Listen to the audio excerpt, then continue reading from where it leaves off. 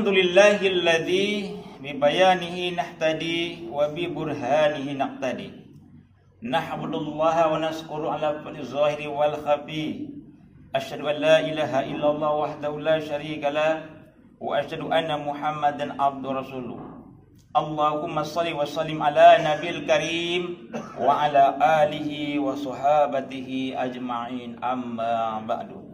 Wa ya ibadallah, usikum wa iyaya nafsi bi taqwallah faqad fazal muttaqun.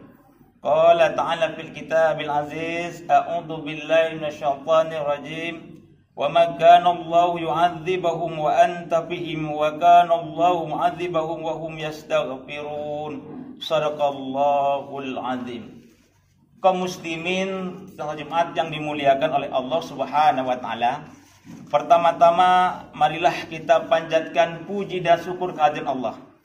Karena dengan nikmatnya kita dapat berkumpul di Masjid Al-Mukarram pada tanggal 22 Januari 2021 atau bertepatan pada tanggal 15 Jumadil Akhir 1442 Hijriah. Kaum muslimin salat Jumat yang dimuliakan oleh Allah Subhanahu wa taala. Yang kedua, selawat beriring salam selalu kita curahkan kepada Nabi besar Muhammad sallallahu alaihi wasallam, nabi akhir zaman, tidak ada lagi nabi telah beliau. Kaum muslimin, kita tahu bahwasanya Allah Subhanahu wa taala memberikan ujian untuk kita, hanya memindahkan ujian dari satu ujian ke ujian yang lain, dari satu bencana ke bencana yang lain, dari satu ajab ke ajab yang lain. Hari ini Allah menguji kita dengan corona. Hidup tidak nyaman, menjaga jarak, kemana-mana harus pakai masker. Sebagai pemahaman kita tentang keimanan kita, kitalah yang mengundang bencana itu, dan bencana itu datang karena maksiat yang kita lakukan. Rasulullah bersabda, "Idza dhahara zina wa riba fi qaryati faqad ahullu bi anfusihim azaballah." Jika zina dan riba telah banyak di satu kampung atau suatu negeri, maka Allah akan mendatangkan azab. Kaum muslimin salat Jumat yang dimuliakan oleh Allah Subhanahu wa taala. Inilah yang harus kita garis bawahin ketika zina dan riba ini baru dua daripada kategori yang dilarang oleh Allah Subhanahu wa taala, akan tetapi sudah banyak yang kita alami sekarang. Bahkan di hadis yang lain Rasulullah mengatakan nanti di akhir zaman, mungkin pas di zaman kita, ketika mengetahui seorang berzina, orang yang alim pun hanya mengatakan jangan berzina di sini, tolong cari tempat lain dan jangan berzina di sini. Yang orang alim itu tidak melarang zina, tapi dia hanya memindahkan tempat supaya tidak terjadi zina di tempat dia. Jadi kaum muslimin, maksiat ketika itu banyak dan merajalela. Inilah yang dikhawatirkan oleh Rasulullah, dan orang alim pun tak mau, bahkan hanya menyuruh supaya meninggalkan tempat yang dia dalami atau yang dia tempat tinggal supaya tidak terjadi zina. Kaum muslimin, ada 3 cara yang Allah berikan, supaya 3 cara ini adalah untuk menunda ajab atau daripada yang disebut dalam bencana supaya tidak terjadi. Apa yang 3 itu? Mari kita lihat satu persatu. Kaum muslimin, kalau kita lihat daripada Al-Quran surah Al-Anfal ayat 33, wa ma kana Allahu yu'adzibahum wa anta fihim.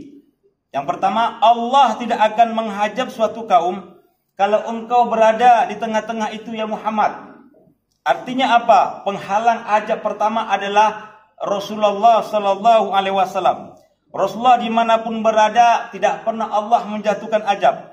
Ketika kota Yasrib yang dulu penuh penyakit dan bencana banyak, ketika Rasulullah datang dan mengganti nama dengan Madinah Al-Mukarramah, akan tetapi kita lihat Yasrib atau Madinah luar biasa, subur, tanam-tanamannya banyak, bahkan pohon kurma yang dulu tidak mau berbuah, ketika Rasulullah datang luar biasa buahnya.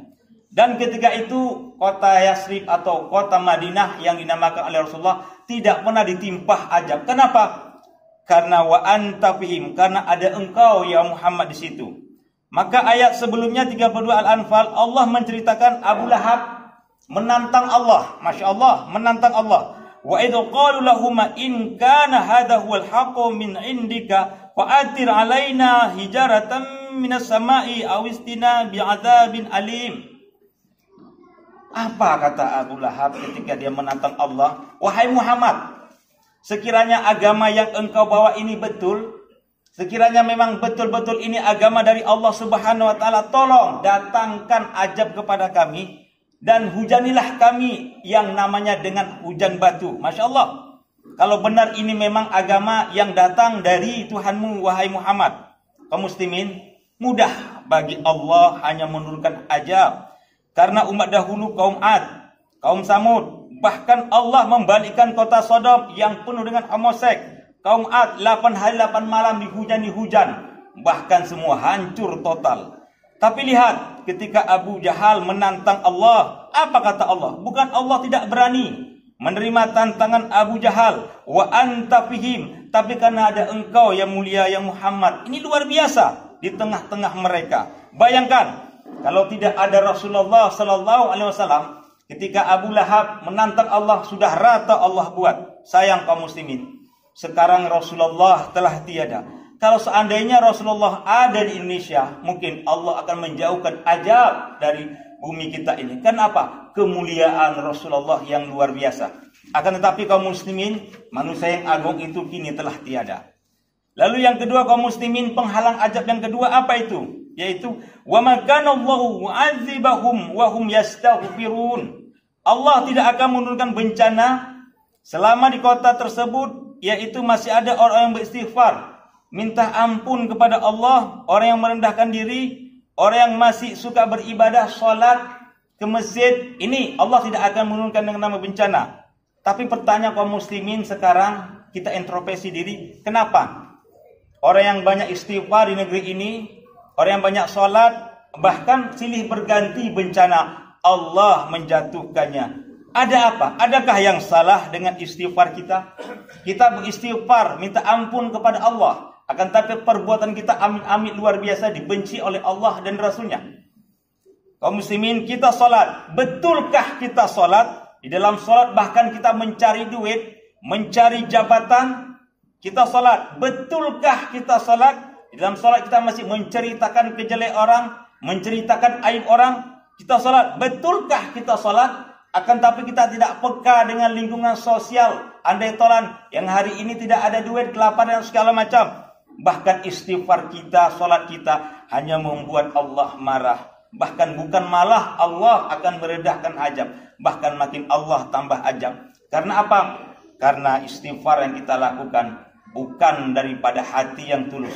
Karena masih ada di embel-embel dengan yang namanya menghina daripada perbuatan-perbuatan yang tidak Allah inginkan. Kaum muslimin setelah Jumat yang dimuliakan oleh Allah Subhanahu wa taala.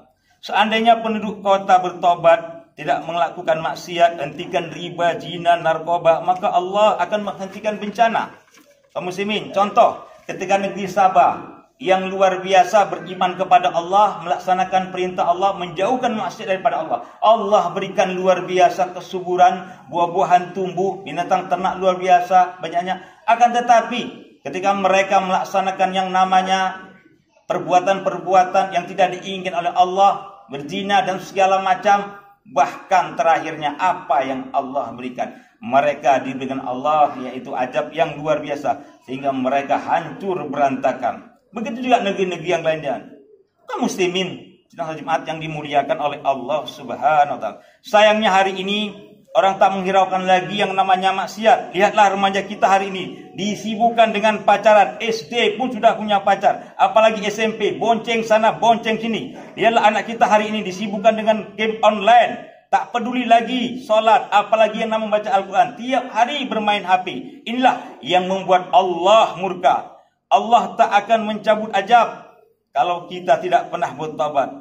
Kalaupun kita tak bisa yang namanya bagaimana melaksanakan taubat nasional, paling tidak kita bisa mentobatkan kota Medan ini jauh daripada azab Allah, zina, narkoba dan segala macam.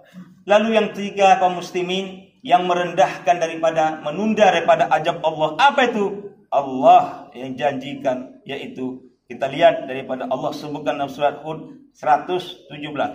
Wa ma kana rabbuka liyuhlikal qura bizulmi wa ahluha muslihun. Allah tidak akan timpa bencana suatu kaum selama di dalam kaum itu ada kelompok-kelompok muslihun. Kenapa Allah tidak mengatakan yang namanya orang soleh? Kenapa orang menyebutnya dengan yang namanya muslihun? Ada apa beda dengan soleh dengan muslihun? Mari kita lihat kaum muslimin. Kalau soleh, baik untuk dirinya saja, tapi dia tidak bisa mengajak orang lain. Contohnya datang ke masjid, sholat, berzikir, puasa Senin Kamis, melaksanakan umroh berkali-kali, haji entah berapa kali, tapi tidak untuk diri orang lain. Cukup dirinya saja dia soleh. Istrinya tak pakai jilbab, dia pun tidak marah. Anaknya punya pacar pakai baju seksi, dibonceng sana, dibonceng sini, dia pun tidak marah. Anaknya main judi, narkoba, dia pun tidak marah. Inilah yang namanya orang hanya alim untuk dirinya sendiri, tapi tidak bisa berbuat banyak untuk orang lain. Kalau muslihun, selain dirinya soleh, tapi dia ingin membuat orang yang soleh, tidak ingin orang yang lain terkena azab dari Allah. Ini mulianya orang yang muslihun. Dia ingin memperbuat apa? Amal ma'ruf nahi mungkar. Maka kelompok-kelompok orang yang berani mencegah maksiat, mereka lah sebenarnya kaum muslimin penghalang hajab Allah daripada kita. Kita harus berterima kasih kepada mereka yang berani, yaitu dengan kehadiran mereka semua azab Allah bisa dicabut. Mereka berani yang namanya menutup tempat-tempat yang namanya maksiat. Dengan menutup tempat maksiat, maka Allah akan menunda daripada azab. Kaum muslimin, masalah berhasil atau tidak mengajak orang berbuat baik, itu bukan urusan kita. Yang penting bagaimana kita bisa membuat orang supaya sadar tidak berbuat maksiat. Inilah tugas kita. Kaum muslimin, pernah Rasulullah SAW terbangun daripada tidurnya. Lalu beliau berkata, celakalah manusia, celakalah manusia. Lalu Zainab bertanya, kenapa ya Rasulullah? Yaitu Rasulullah mengatakan, yaitu yang namanya Ya'juj dan Ma'juj telah berhasil melobangi dengan lubang yang sangat kecil. Beliau menunjuk dengan telapak tangannya.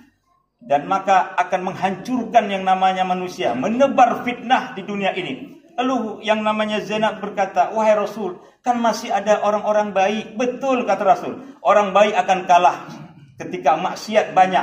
Orang baik akan diam ketika maksiat banyak. Inilah yang membuat daripada hancurnya daripada satu negeri. Kaum muslimin sedang Jumat yang dimuliakan oleh Allah Subhanahu wa taala.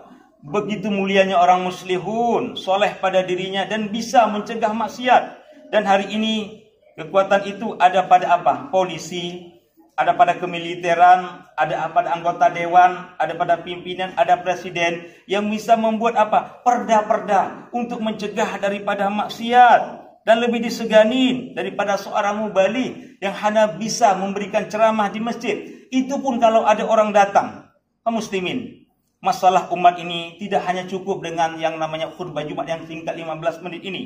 Kaum muslimin, kita selalu disibukkan dengan yang namanya protokol kesehatan. Tapi kita lupa protokol keimanan. Kita tak pernah bilang, jangan berzina, jangan makan riba, jangan membuat narkoba. Tidak pernah kita bilang. 1000 tahun pun pakai masker, kalau maksiat makin parah, maka Allah akan menggantikan bencana yang lain. Akan menggantikan azab yang lain. Sayang kaum muslimin, sampai hari ini Kementerian Kesehatan tak pernah mengatakan yang namanya bertaubatlah. Jangan lakukan maksiat, yang ada hanya jagalah protokol kesehatan. Tetapi membiarkan maksiat merajalela, inilah penyebab azab Allah turun kepada kita. Kaum muslimin tentang Jumat yang dimuliakan oleh Allah Subhanahu wa taala.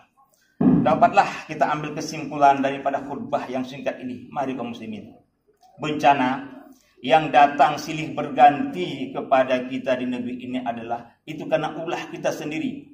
Yang selama ini kita lalai menjaga daripada anak-anak kita, menjaga daripada kaum muslimin yang lainnya. Kita hanya sibuk bagaimana berzikir sendiri, memperbaikan sendiri, tapi kita lupa memperbaiki andai tolong kita. Allah dan Rasulnya ingin menyuruh supaya umat Islam berbuat baik. Untuk apa? Untuk supaya mencegah daripada bencana yang datang kapanpun. Kaum muslimin, azab Allah tidak akan pernah bisa sampai. Azab Allah tidak akan mau datang kalau seandainya di satu negeri ini dipenuhi oleh orang-orang yang baik, menjauhi pada maksiat. Inilah yang kita inginkan. Mudah-mudahan kaum muslimin, Allah dan Rasulnya selalu memberikan kita kesehatan di dunia. Barakallahu li wa lakum bima fihi min ayati wa dzikril hakim. wa taqabbal minni wa minkum tilawatahu innahu huwas samiul alim.